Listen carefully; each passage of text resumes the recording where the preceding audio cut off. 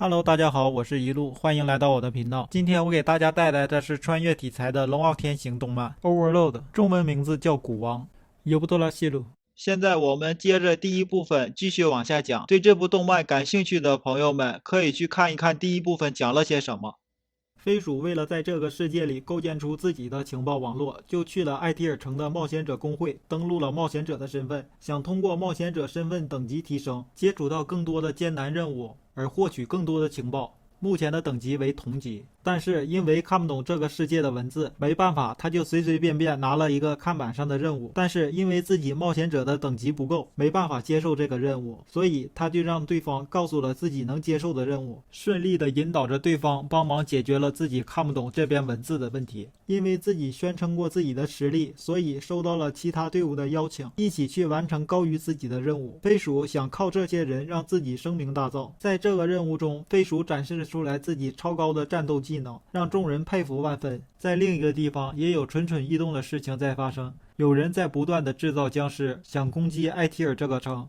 那个人就是卡吉。在做任务的途中，飞鼠意外地收服了一个叫森林贤王的魔物，实际上这个魔物就是现实社会里的加卡利仓鼠。蠢蠢欲动的僵尸计划已经完成，飞鼠的雇主因为自己的特殊能力而被绑架，让其引导着僵尸进攻埃提尔市。经过飞鼠的调查，锁定了他被绑架的地点，受他祖母所托前去救人，并且找到了绑架他的人克莱门丁。大量的僵尸开始进攻埃提尔城，但是守城的门卫却不相信飞鼠这个低等级的冒险者能解决此事，拒绝为他打开城门。飞鼠只好自己蹦出去。经过一段时间的处理，僵尸还是有很多。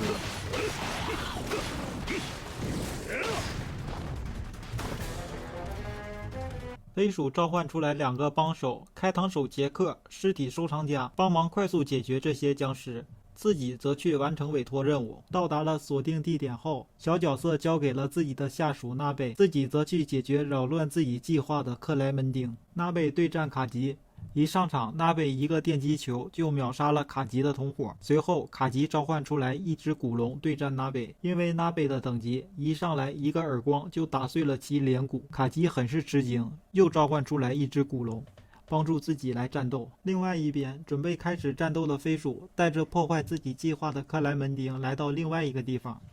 克莱门丁多次的进攻都没有任何的意义，飞鼠也不耐烦了，张开双臂来了一句抱着必死的心来吧人类，同时也喊出来展现出来纳扎利克的神威吧。听到此话的纳贝立刻使用原来的身份纳贝尔伽马进行战斗。仗着有2只古龙保护自己的卡吉自信满满的，但是纳贝尔伽马立刻展示出来可以随时杀掉他的方法之一。但是看着卡吉对他召唤出来的古龙自信满满的样子，选择了用6级以上的魔法秒杀了他自信满满的龙，捎带着也秒杀了他。飞鼠这边也是送给了克莱门丁一个大大的拥抱。对于扰乱自己计划的克莱门丁一点点的 BOSS， 顺利的完成了这次的委托任务。菲巴斯与索留香作为情报收集人员，与夏提亚进行会合，奉命寻找懂得武技的人，找到了一个落草为寇的佣兵团。得知其中里面有懂得武技的人，便去了他们的老巢。夏提亚带着吸血鬼新娘一路走一路杀，寻找着懂武技的人。此时遇到了布莱恩·安德劳斯，虽然他懂武技，但是在夏提亚面前毫无意义的被藐视，彻彻底底的被实力碾压，就连夏提亚的一根指甲都没有办法造成伤害。面对这种绝对的实力碾压，吓得布莱恩拔腿就跑。追上去的夏提亚发现他已经从密道逃跑，追出去之后发现了另外来讨伐落草为寇佣兵团的冒险者们，其中留守在后方的冒险者见到大事不妙已经逃跑，生怕被飞鼠责怪的夏提亚立刻让自己的眷属去追，令其杀掉前方所有的人。但是追过去的眷属们瞬间被秒杀，夏提亚立刻去前方查看，结果是教国人干的，消灭了夏提亚的眷属后，而且还对夏提亚使用了世界级道具倾国倾城，导致了夏提亚精神被控制，暂时变为了他们的人。虽然身为吸血鬼真祖的夏提亚有着对精神控制无效的被动技能，但是面对世界级道具还是没有什么意义。不过夏提亚最后还是靠着自己的最后认知，使用自己的技能净化之枪，给施法者来了一个透心凉。因为夏提亚的存在，让对方遭受到了严重的损伤，不得不选择撤退。而夏提亚在没有接受到施法者任何命令的情况下，只能留在原地，变成了只会攻击对自己造成伤害的野外 BOSS。冒险者工会的会长艾尔扎克派人联系了飞鼠，一起来商讨夏提亚以及遇难者的问题。会议上，因为飞鼠是新人而被冒险者克拉格拉的队长藐视，他表示自己一定要跟着飞鼠一起去解决夏提亚的问题。当然，飞鼠是不想任何人介入此事，便警告他，如果你一定要跟着的话，那么你一定会死。无视飞鼠的警告的家伙一定会被飞鼠带着自己的下属一起咔嚓掉，就连小队所有人的尸首都被回收到了纳萨利克大坟墓里做实验去了。从此，冒险者克拉格拉小队彻底的消失了。随后，飞鼠带着雅尔贝德来到了夏提亚的所在之处，面对不会攻击自己就毫无反应的夏提亚，飞鼠对他使用了超级稀有道具流星之戒。在被世界级道具所控制的夏提亚面前，这个道具自然是没有任何用处了。飞鼠觉得可能存在陷阱，就立刻带着雅尔贝德离开了现场。飞鼠因为自己的失误，在这个世界里边已经有游戏中的怪物与道具，却没有想到这个世界里会存在游戏中的世界级道具，所以才导致了让夏提亚被游戏中世界级道具所控制。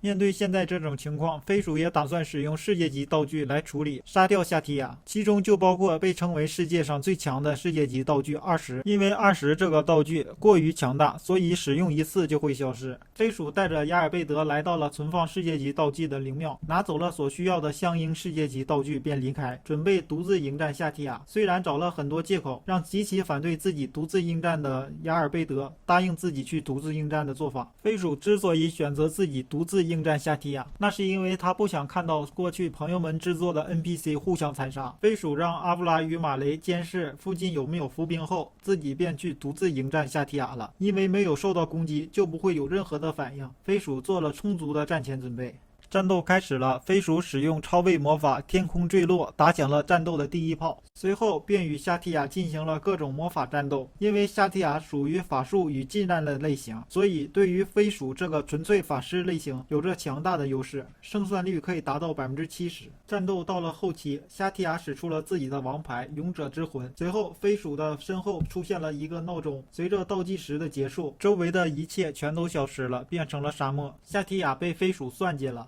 飞鼠谎称不知道他有什么技能，其实飞鼠比任何人都知道他有什么技能。前期的对战仅仅是用魔法骗出夏提亚的所有技能，飞鼠本身就想和夏提亚进行近战，与夏提亚的战斗已经接近到了尾声。飞鼠使用了世界级道具中最强的20后，不断的利用氪金道具，拿出自己过去同伴们所使用的牛逼装备，打得夏提亚连连败退。最后在不知道飞鼠还会拿出什么样的武器与自己进行对战，所以他选择了放弃防守，只在自己攻击范围内进行对战。计算好这一切的飞鼠，最后利用氪金道具，使用了超位魔法天空坠落，顺利的杀掉了夏提亚。飞鼠在所有守护者面前复活了夏提亚。雅尔贝德也对其进行了确认，夏提亚已经没有了任何异常状态。因为这次的事情，飞鼠也认识到自己应该创造出来一支属于自己的部队。就在这时，雅尔贝德说在这附近发现了几个蜥蜴人部落，告诉飞鼠可以利用他们来制作自己的部队。第一季完待续。